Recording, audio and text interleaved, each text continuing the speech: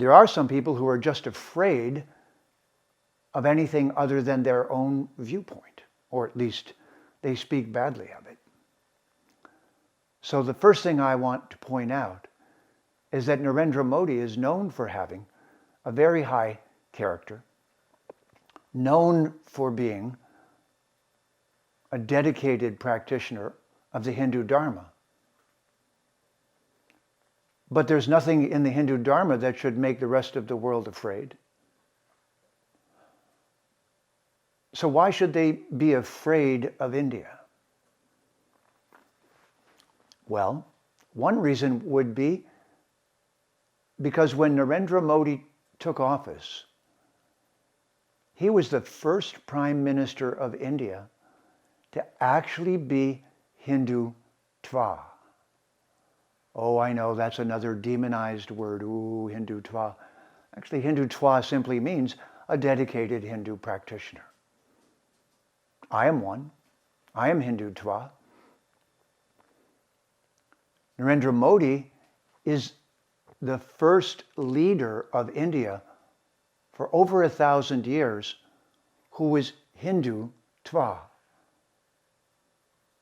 But the culture of India is Hindu, Vedic, Sanatan Dharma.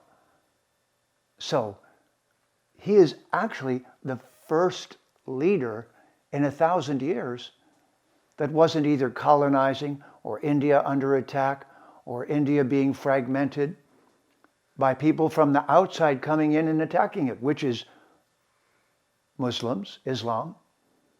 Islam didn't come in as friends. They came in as rapists, raping, pillaging, taking slaves, killing. They didn't come in a friendly way. They're not indigenous to India. Christianity is the same way. Christianity has been colonizing India ever since the British took it over and acted as if they owned it for a couple of 100 years. Raping, pillaging, taking everything that they could. When I say raping, I mean just taking everything. Now that kind of behavior is something one should be afraid of. So yes, it's a good question. Why would anyone be afraid of Narendra Modi? Well, perhaps they think that he will be vindictive and then he'll come after them. Do we see any evidence of that? No. What do we see? That he's standing for the principles of the culture. Now, should that make people afraid inside of India? No. And why? Because the Vedic culture, the Hindu culture, treats everyone with respect, even if they disagree with them. So Christians are safe in India. Muslims are safe in India, as long as they're not violent and asserting themselves violently. Anyone is safe in India. The philosophy of Narendra Modi is live and let live if you're here to live and let live. Hindutva is exactly that.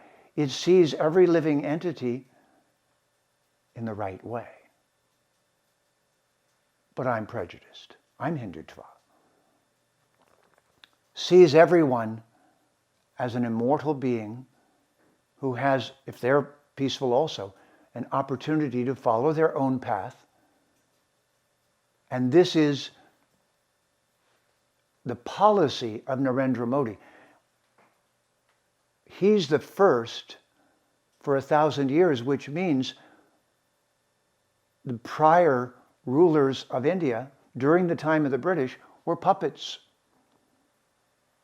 They weren't really rulers of India. They were puppets of the British.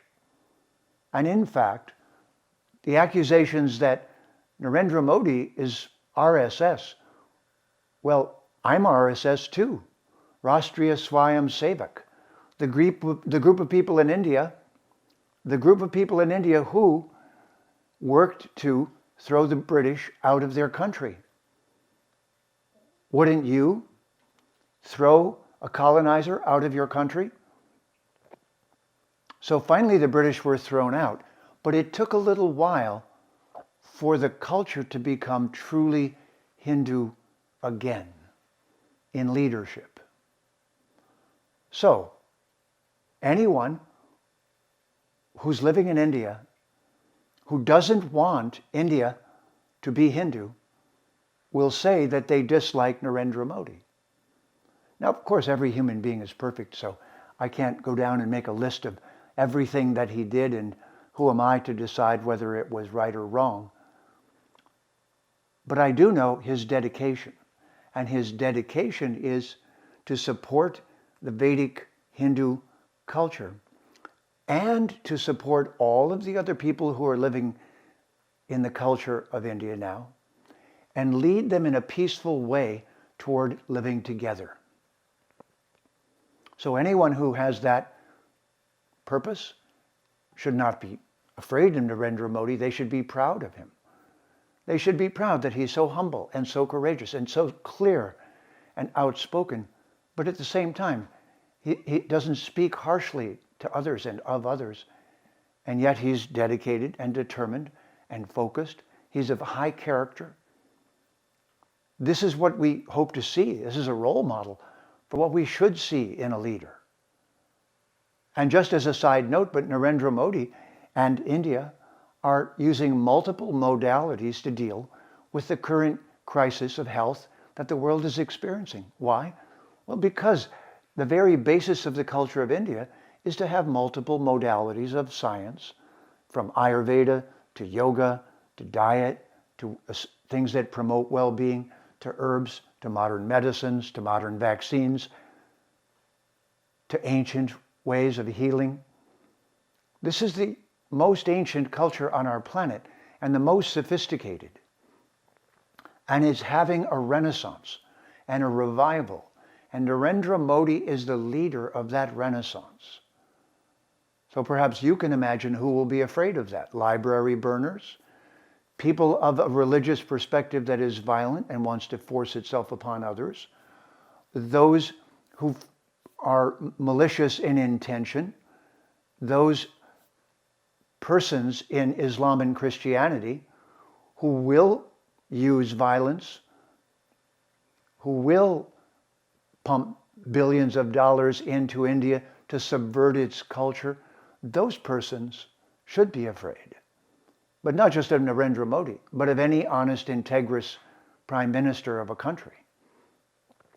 And soon, hopefully, since I believe his last term of office is coming, someone like him will also continue the responsibility of what?